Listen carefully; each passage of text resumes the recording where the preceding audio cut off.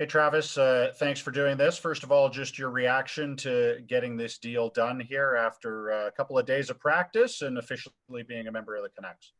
Yeah, it's certainly really exciting. I'm happy, grateful. I'm really excited about the opportunity, truthfully.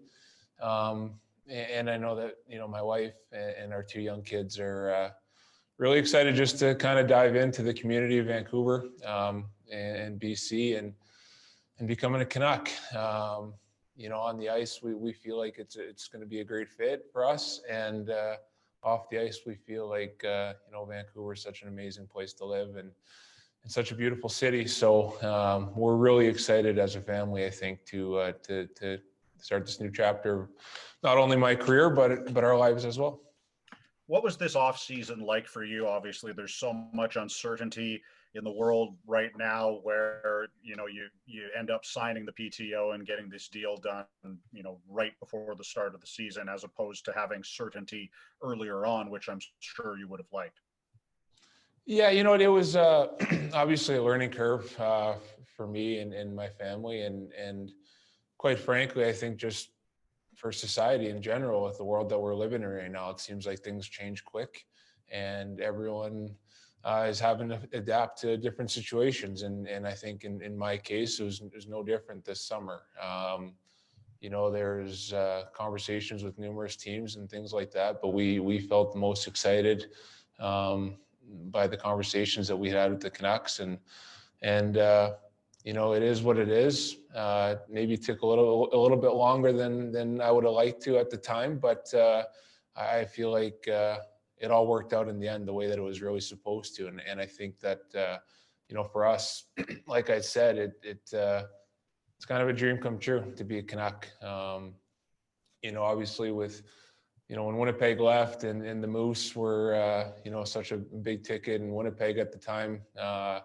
Obviously, became a pretty big Canucks fan when I was growing up, just through the Moose and their affiliation with the Canucks. So for me, it's kind of a really exciting time, and things happen, and here we are now. And I think you just got to look forward and just embrace this new opportunity. Like I said, I think for us as a family and for me in my career, I think it's 2 thumbs up. Just a reminder to use the raise your hand function if you'd like to ask a question. Next, we'll go to Gemma Karsten-Smith. Hi, Travis. Obviously, you've only got a couple of days of practicing with the team. What's your first impression, especially of some of the young guys on defense? Yeah, it's kind of been a lot of moving parts the last couple of days, just trying to get up to speed with everything. But I think it's nice to really just get to know some of the guys on a personal basis, as people. Obviously, playing in Calgary the last handful of years, I've kind of had a firsthand opportunity to see some of the young players on this team and the skill that they possess and the things that they can do. And quite frankly, seeing how hard it was to play against the Canucks the last couple of years. So it's certainly a lot nicer to be on this side of things and to be surrounded with that kind of talent as well is something that as a player you want that opportunity. And I think that's a pretty intriguing aspect of your career and your playing ability is to be surrounded by people that have different skills than you have and can maybe help you along the way as well. Thank you. Next up is Jay Janauer. Travis, congrats on getting the deal done. I'm curious, for a guy who opted out, what was it like to have all that time off and then going to being ready to hopefully playing? You haven't played a game almost in a year since last February at Rogers Arena. How do you feel, and are you capable to step in the lineup tomorrow? Yeah, 100%.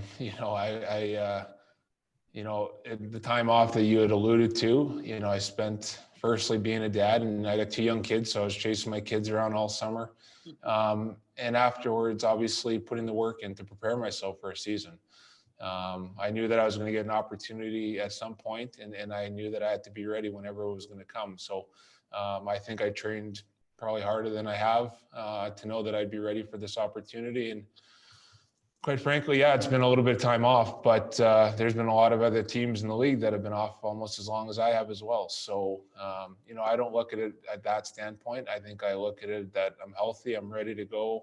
I'm certainly as eager as I could be to play, and I feel ready. I skated a lot throughout the summer, did my work, got my work done in the gym, and I feel like I can get up to speed pretty quickly here. So I'll leave it in Travis's hands, but we're going to have a conversation and we'll go from there. Thank you. Great. Next up is Chris Faber. Hey, Travis, thanks for doing this. Just wanted to get started a little bit with you've always been a team leader, it seems like, on the penalty kill, no matter if you're in New York or with Calgary. Now that you've got a couple of years under your belt now in the NHL, do you think you learn a lot every single year about the penalty kill, or is it something that just kind of comes naturally to a defenseman? I think that's probably a fair assessment on both sides of things. I think as a player, you constantly learn. The way that the league has adapted, and to sit here and say that's my 11th year in the league now sounds kind of crazy to say, but the way the players have evolved, the way the skill has changed, the way that, breakouts, for instance, when you're on the penalty kill forecheck, how you're taking a power play breakout, I think that's changed. A lot of in-zone stuff. I think you're forced to learn with your job and with your profession. I think that's the most important thing, but some of it does come instinctual. I am someone that will get in lanes and block shots and try to do some of those dirtier jobs. You do what you got to do to be a good teammate and help your team win at the end of the day. And you want to try to find something that you're good at that maybe someone else on the team isn't quite as good at, so that you can help and chip in and contribute, because those, I think, ultimately are the responsibilities that everybody wants, is to feel like they're contributing and helping the team win. And I think that's the neat thing about a hockey team in specific cases, that you got so many different players that do so many different things, and you have the opportunity to chip in and help and try to make the team a better team and better situational team as well. So I think the penalty kill, for instance, is a strong suit of my game, and it's something that I've always been ready and willing to do, and do some of those, jobs on the PK that maybe aren't the funnest to do. And, maybe you get hit with the puck every once in a while, but that happens. Absolutely. Thanks, Travis. All right. If there are any further questions, please raise your hand on the site. We're going to take one more from Brendan Batchelor. You talked about some of the young talent on this group. How about the opportunity specifically to line up with Quinn Hughes, and, what you see your role in playing with him? Yeah, obviously the last couple of days we had an opportunity to skate together, and I'd be lying if I said that wasn't quite the exciting opportunity. To line up, I've seen how good he was firsthand last year. He's a pretty special player, pretty dynamic player. So if that's how it's going to go, then I'll just put the puck in his hands and let him do the work, and I'll just be there to back him up. But I'd like to think that I can bring something to the table as well. And I think for me personally, in my situation, you just want to come in and help.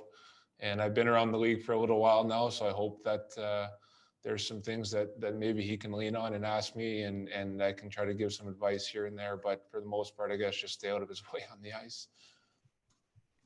Next up is Patrick Johnson.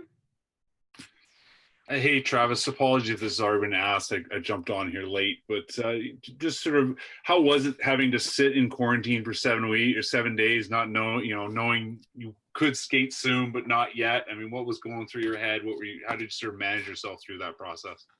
Yeah, well, it was, it is what it is. Like, it wasn't like it was a surprise. I knew that I was going to have to go through the quarantine, and I was able to do a lot of workouts inside the condo that we're in, and able to kind of just prepare myself as best as I could. And I felt good. I felt like I was in shape going into the quarantine. So I felt like I was able to maintain it and jump on the ice. And I'm glad it's over and done with, for sure. But here we are now, and it went by quicker than I think I anticipated it'd be one.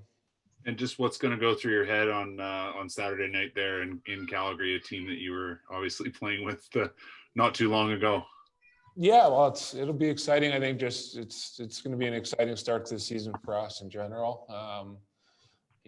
there's obviously been a couple guys from the Canucks team last year that are over in Calgary, so I'm sure there'll be all sorts of storylines like that. But once the game starts and the puck is dropped, I think you don't really think twice about it. And there's a lot of good friendships over there on that side, and I've certainly enjoyed my time as a Flame, and I loved it every minute. But here I am now on this side of it, and I couldn't be more grateful for the opportunity, and truthfully, just really thankful to be a Canuck now.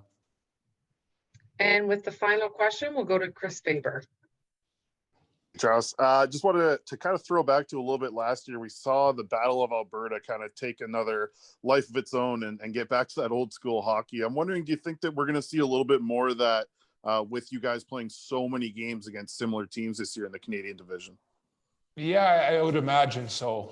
Those are obviously good questions. I think a lot of people are probably wondering, and if I was a betting man, I would think that there'd probably be some pretty heated rivalries against players that you don't see too much against for some of the Eastern teams in Canada. But you're playing teams 3-4 nights in a row sometimes, and then you're seeing them almost 8 or 9 times throughout the season. I think it's going to cause probably some hatred amongst teams and some players, and I think you're going to see some really good hockey. And everyone talks about that playoff atmosphere and playoff hockey and how exciting it is, and I think you're just going to see that really for the next 56 games. And then obviously in the playoffs, no one's really talking about it, but you have the opportunity to see the same couple teams again in the first few rounds. So you could be playing 12, 13, 14 games against some teams. So I would imagine there'll be some pretty heated rivalries throughout the league. And as you're moving into this game now, Wednesday against the Oilers, a couple of the best players in the world, obviously, in Draisaitl and McDavid, you got to play against them a ton over your career. How do you kind of prepare for some of these guys? I mean, this is the first regular season game of the year for you guys, so it's hard to get a real game plan, but, specifically those two players seem to be the motor of that team. Yeah, well, they're obviously world-class players, some of the top guys in the league and the world for that matter, and think they're going to get their looks, but you just got to try and limit them, their opportunities and how often they're coming. Obviously with Connor, his speed is tops in the league, so you got to really be aware of where he is on the ice at all times. And with Draisaitl, he's a big body. He can hold guys off and make some pretty crazy plays in tight. So you got to be aware where they are, but we'll be up for the challenge. We'll be ready to go, and we'll see a lot of them this year, so it should be exciting.